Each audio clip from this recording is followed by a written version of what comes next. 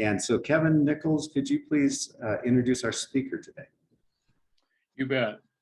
So it's my honor to introduce our speaker, Candace Cooledge, who is the Executive Director of the Porchlight Family Justice Center.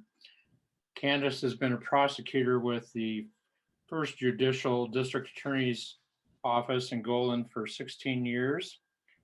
She was most recently assigned to the Special Victims Unit handling domestic violence cases and crimes against children.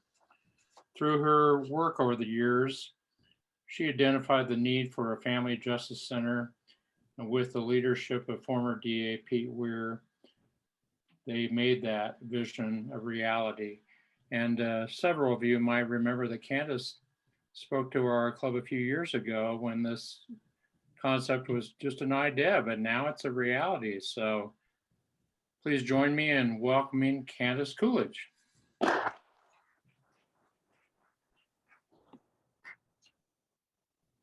Well, good morning, everyone. Thank you so much for having me back to this amazing club. So excited to be here and to talk about how we got here and where we are. You heard I was here. I do remember being here and speaking about Porchlight when it was just an idea. We had a seed of an idea, and now we've been operating for over a year. It's hard to believe it's been over a year. We just opened our doors in February of 2021. So we just had our 1 year anniversary of services. Can everybody hear me on Zoom? Yeah. Yes, okay, perfect. Perfect. And so I'm here to provide an update and to show you kind of where we are. As you may recall, I was a prosecutor for 16 years, identified a need because what we were doing with victims in our community is I would meet with them and I would say things like, oh, you might need help with a divorce or custody. So you're going to go talk to these great people and they have great services. Our community is fantastic. We have so many amazing services in Jefferson County. It's a special community. And then, oh, you might need to talk to somebody about rent or food. So you're going to go see Human Services. They can help you with that. And oh, you might need to talk to somebody about like, what the heck just happened in my life? So I'm going to go send you to Jefferson Center. So you're going to go here to talk to them. And oh, you might need medical care for what just happened. So, oh yeah, you're going to go here for that. And oh, you might need a protection order. So yeah, you're going to go here 3 times for that protection order, right? So by the time we're done, I have referred this person to probably 8, 10 different places. And these people they're people like you and I. They have a job, they have children. How are they going to get to all these different appointments? We're asking them to call these different places that we're giving them a brochure about, right? And talk about their story, fill out an application with the same information for all of these 10 different places, and tell their story, get there. What are they going to do with their kids? What are they going to tell their job? And they're meeting with all these different people, right? It becomes very burdensome. And so what I saw as a prosecutor is it's easier to go back to the abuser, frankly. And that's what we would see. And then that happens, and then they can't safely participate in a prosecution because it's not safe for them to do so.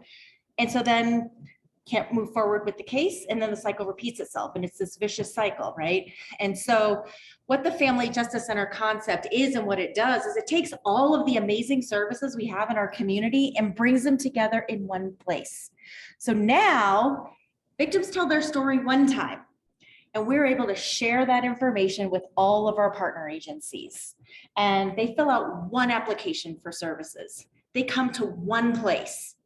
And I have what I call navigators. We have 2 navigators that are Porchlight staff. And what they do is they talk to our guests. We're very intentional about the people we serve are our guests. We foster a warm, welcoming, inviting space. We want people to feel comfortable coming back for services and being in the space. And so those that we serve are our guests. And so our navigators will talk to our guests, determine what has happened. And through that process, they know we have over 70 partners in the community. And on-site, our facilities in Lakewood, we're at 8th and Quail. On-site, we have 20 partner agencies that office in that space. So when they meet with the guests, they can talk about their story, and then they say, okay, well, these 3 partner agencies would be very helpful for you. So I'm going to walk down the hall and I'm going to get the partner agency and bring them to the room to provide the service. And then I'm going to get the next partner agency and bring them to the room to provide the service. And so we're removing all of that burden of having to figure out what is the best service agency to even connect with. We did focus groups with survivors, and what they said was, I called 100 different phone numbers and I still didn't end up with the right connection. So that's where our navigators are connectors, right? We can let them know that these are the agencies that can be very helpful for your situation and literally bring them to the room. And so in our first year of operation, we navigated with 1,061 guests in that first year of operation. And we're still spreading the word. I'd ask all of you to spread the word about Porchlight, who we are. Everything at the center is at no cost to our guests.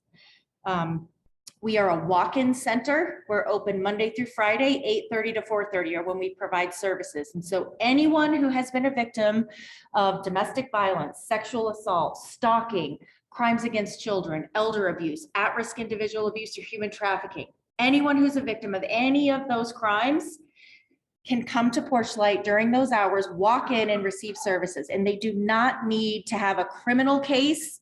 They don't have to have reported. We're here to help people. We know that a lot of times it's not safe to report based on the situation, and we will help safety plan with that person to get them to a good place. Folks can report at Porchlight if they would like to. If they want to come to Porchlight to make a police report rather than going to the police department, we absolutely do that. It's just a more welcoming space and less intimidating. A couple of programs that we run through the center. One is with our partner Family Tree's legal program. We are the first in the state to do remote protection orders. So now a victim doesn't have to go to the court if, say, there's a victim of domestic violence, intimate partner violence, and they want to get a civil temporary protection order. Before, they would have to go to the courthouse, fill out the paperwork, go up to the courtroom, have a hearing with the judge, and that can be pretty scary and pretty intimidating, right? And who are you going to bump into? Is there going to be anybody there? Are you going to have to make any explanations? And it's just an intimidating environment. So now we partner with Family Tree Legal, who has moved from the courthouse over to Porchlight. And so victims of intimate partner violence who want a protection order come to Porchlight, meet with Family Tree Legal. They help them fill out the paperwork to get a protection order. And we file that electronically with the court. And then we have the hearing with the magistrate virtually from Porchlight. So literally our guests can walk into Porchlight, apply for a protection order, and walk out with a protection order without having to set foot in the courthouse. And I'm just so grateful to Family Tree Legal, that partnership, and the partnership with the bench. The judges have been incredible and incredibly supportive of Porchlight. We started with one temporary protection order courtroom. We now have 2 because of the demand. Another program that runs through Porchlight is with our district attorney's office. It's a domestic violence program. If a domestic violence incident happens today, the offender is taken to jail. It's a mandatory arrest, and they have a hearing at 10 o'clock tomorrow morning. We now, rather than asking the victim to come to court the next day, we provide a notice letting the victim know they can come to Porchlight tomorrow morning at 8:30, where they'll get to meet with the district attorney handling the case. They'll get to meet with the victim witness specialist from the district attorney's office and talk about kind of the process and what does that look like. And then rather than having to go to court if they want to appear at the advisement hearing, we have a video courtroom, which is different than our 2 protection order courtrooms. We have 3 courtrooms in Porchlight now. They come to our video courtroom, they can attend that 10 o'clock advisement hearing, and they can talk to the judge over video on what they want to see happen with the bond. Do they want the bond to be high? Do they want it to be low? Do they want electronic monitoring as a condition of the bond? They can address the court at that 10 o'clock hearing. They can also talk about the protection order. There's a mandatory protection order that goes into place with every domestic violence case in the state. It is a state statute, it's mandatory. They can talk to the judge about, can we have communication about finances? So they can make that statement at the 10 o'clock hearing. And then they can get wraparound services, right? They can meet with our navigators and talk about all of the other services that we provide. The statistics on family justice centers show that the domestic violence homicide rate is reduced by a national average of 50% when family justice centers open. So why don't we have more of these family justice centers? We're literally saving lives. And also victim participation in the criminal justice system increases significantly because it's now easier to get services than to go back to the abuser. And that's what we see statistically. Our services are increasing every month. I'll tell you, last month, March was our busiest month that we've had. We had 108 navigations in 1 month. The busiest month before that was, I want to say, October with 89. We saw about 269 visits to Porchlight. So there are visits where we have a lot of people coming in every day to use our services, to use the computers, to use other services with other agencies. And then we have navigations, the folks that go through that navigation process. So I want to show you a little bit about, I want to show you the space so you can kind of get a feel for our space at Porchlight. And I'm going to see if I can work this thing. Let's see. Oh, because it's there. You moved it. How do I page down here? Pointed at Rick's computer. There we go. Yeah. All right, so this is the Porchlight lobby. You'll notice it may look to you a little bit like First Bank. And that's because First Bank is a wonderful partner of ours. We have a First Bank member on our board of directors, and they donated a lot of furniture for us. And so our lobby is what you're looking at right here. This is where our guests walk into Porchlight. They'll fill out what we call a welcome reception form. That's a form that asks for their basic demographic information, information about the person causing harm, and what they're hoping to accomplish at Porchlight. We also, we measure our impact in several ways. One of the ways we measure our impact is through the science of hope. Hope can be measured. There's a science behind hope. And hope is the greatest indicator of your future success. And so when a person walks into Porchlight, we ask them the scientifically based questions on their hope score. We get their hope score when they walk through the door. When they leave, we do an exit survey. And one of the questions we ask is, have we decreased your hope? Have we kept it the same? Or are you more hopeful? 99% of our guests say they're more hopeful when they leave the center than when they came in. The comments we receive from guests, and it's just a survey, they don't have to comment, but I'll tell you, most people do. And it's incredible the things that they say, that they just cannot believe that everything is in one place and that they can receive the services at Porchlight in such a warm and welcoming space. We also are implementing a program. We're 6 months down the road. A year, 2 years, we'll also be following up with our guests to see what their hope score is and to see if there's anything else we can do to help serve them and to determine, are we having an impact on people's lives long term? This is a safe wait space. So once the guest fills out that initial information, our front desk will make sure the person causing harm isn't in the space. As long as they're not in the space, they get buzzed into this, what's called our safe waiting space, where they'll wait for services. Then our navigators, I have 2 navigators. One is bilingual. And as you can imagine, with 108 navigations in a month, they get pretty busy. And so we do partner with DU, Master in Social Work program. So we currently have 3, 4, 5 interns in that program, and they learn how to navigate. And so it's great for the school and for the students that get that connection point. And it's great for us that we have backup for our navigators. Our very first intern that we had graduated last spring and got a job with Family Tree Legal, so is still at Porchlight providing services. And it's so great that we were able to help her to continue working at Porchlight in this sort of work. And so our navigators will take our guests from that safe waiting space and bring them to one of our guest rooms where services will be delivered. So this is our Hope Room. This is an example of what our rooms look like. Again, we tried to make them warm and welcoming, not an interview table and sort of that more intimidating environment. We wanted it to be a space where people are comfortable coming back for services. And so this is the Hope Room. This is the Courage Room. So they all look just a little bit different. But they're all, they all have lots of different functionality in them. So next we'll look at the Empower Room, another one of our guest rooms.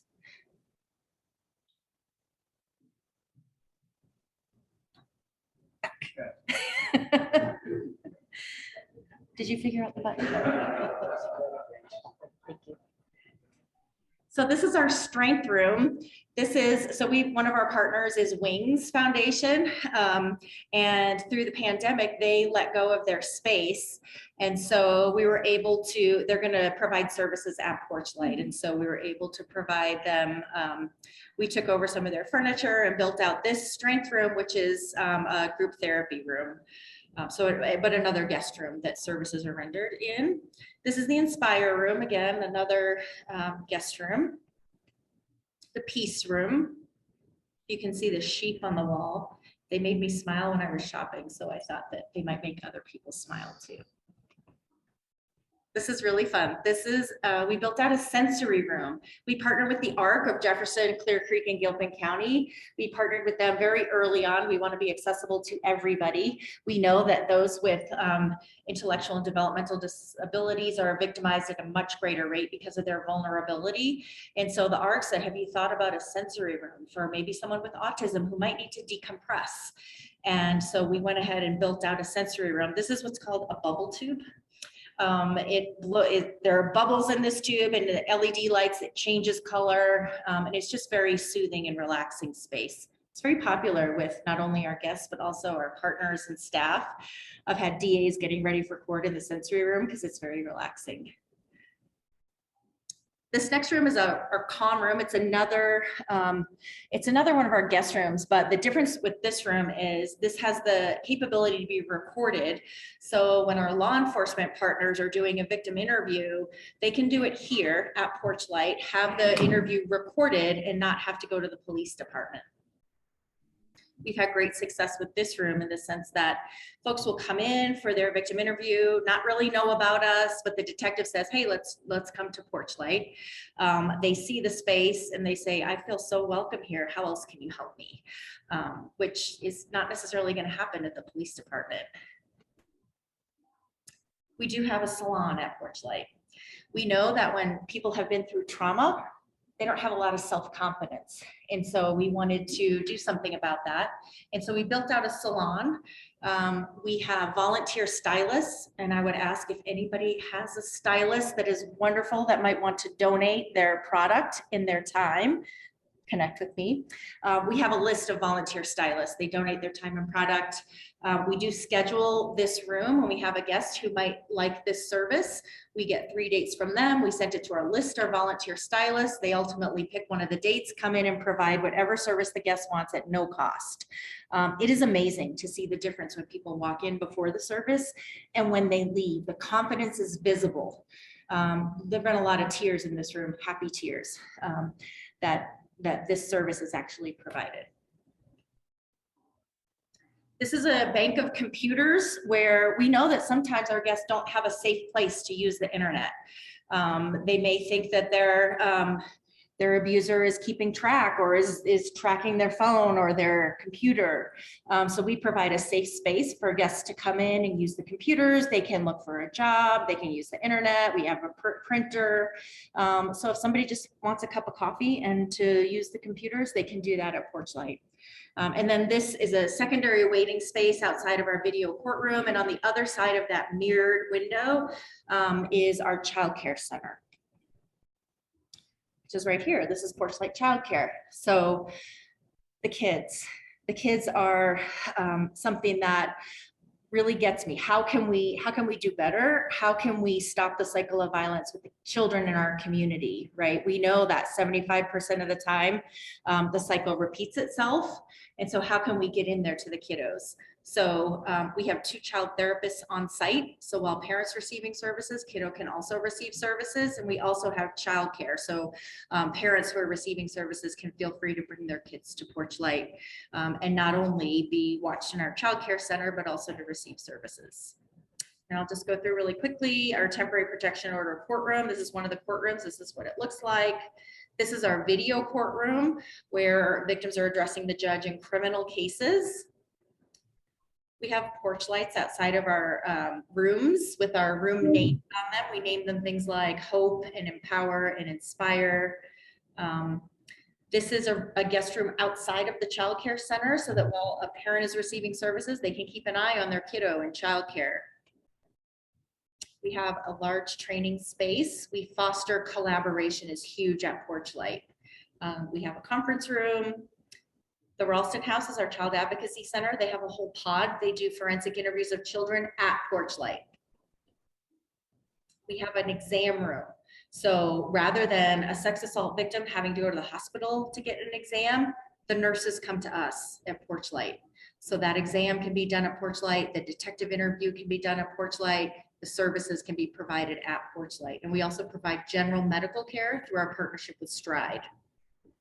We have, as I mentioned, 20 different partners. One of the partners we use quite frequently that you may not think about is Foothills Animal Shelter. When someone's trying to leave an abusive situation and they have pets, they can't take their pets with them, but they don't want to leave their pets with the abuser. They can bring their pets to Porchlight where Foothills will shelter the animal until they can be reunited when they're in a safe place. They also provide vouchers for vaccines, spaying, neutering, and spaying, neutering, vouchers for vaccines, spaying and neutering. Okay, that's what I have. Is that good? A few questions. Yeah, anyone have questions? Anybody from the room, if you could come to the podium, that might be easier. But in the meantime, if we could just ask Zoomers if they have any questions. Yep, anyone on Zoom have any questions? I see something in the chat. Do I have control here to look at the chat? Oh, this was on the flyer. This is. Yes. Curious, that's quite an operation. What are the nature of your costs and how do you fund them? And in part 2, how many thousands of square feet is your building? Those are 2 great questions. So our funding comes in sort of 3 different buckets. The municipalities have been incredibly supportive of Porchlight and provided us with some startup funding and are also providing some annual ongoing funding. The county has been supportive as well and provided some startup funding and is providing some funding this year. So that's sort of one bucket. Another bucket is we have a federal grant that helps with some of our salaries.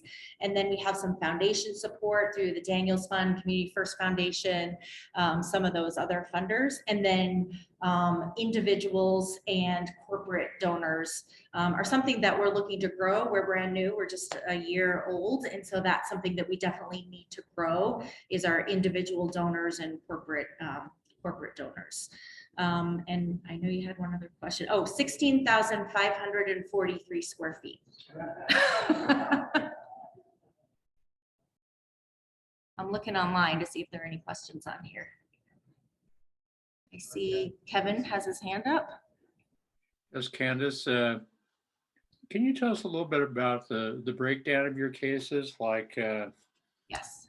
how many cases of like domestic violence versus child abuse or that type of thing? Yes. So the majority of the cases we see, about 80% are domestic violence. The next level of cases we see are child abuse cases. And then after that is sexual assault cases.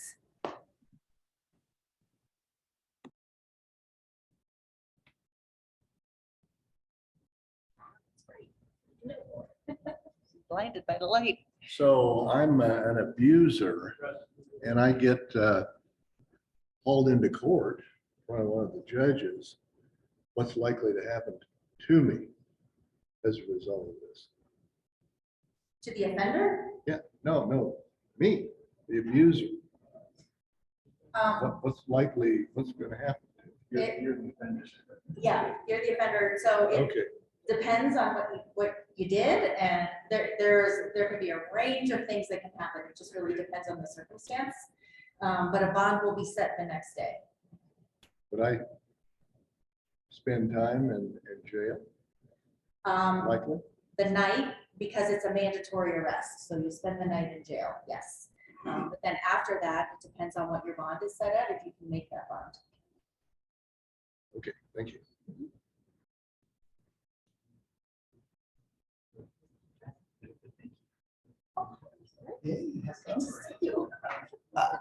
I came up because, not a question, but just an endorsement. I took a tour of Porchlight recently, and honestly, the pictures don't even do it justice. This is like nonprofit meets the Broadmoor, the way this has been produced. I mean, it absolutely is beautiful. So if you have an opportunity to take a tour, go by, I strongly encourage you to do that. We all need to spread the word as much as we can. This is an incredible nonprofit. Thank you so much, Dick.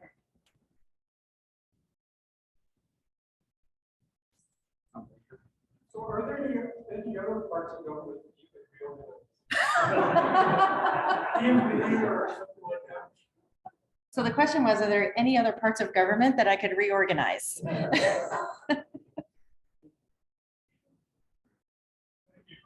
you so much. You're so welcome. Thank you.